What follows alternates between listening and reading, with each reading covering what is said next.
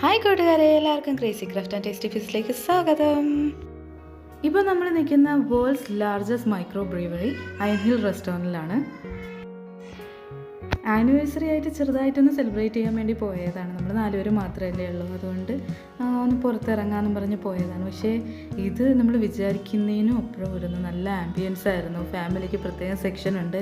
പിള്ളേർക്ക് ചില സമയത്ത് റെസ്ട്രിക്റ്റഡ് ആണ് ചില ഏരിയയിൽ, അങ്ങനെയൊക്കെ ഉണ്ട്. പക്ഷെ നമ്മൾ പോയി കാണാൻ നമുക്ക് ഇവിടുത്തെ ഫുഡൊക്കെ ഭയങ്കര മസ്റ്റ് ട്രൈ ഫുഡ്സൊക്കെ കുറേ ഉണ്ട്.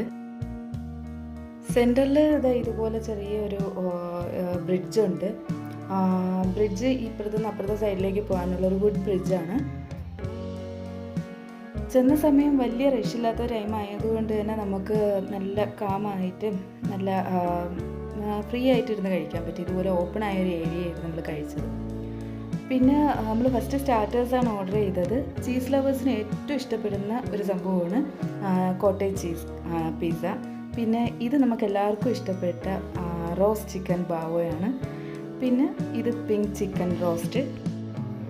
ഇതെല്ലാം ഒരു ലെസ് സ്പൈസി ഡിഷസ് ആയിരുന്നു. നമുക്കെല്ലാം ഇഷ്ടപ്പെടുകയും ചെയ്തു. കൊച്ചുങ്ങൾക്കും ഇഷ്ടപ്പെട്ടു. ആരവിന് നല്ല കഴിച്ചു.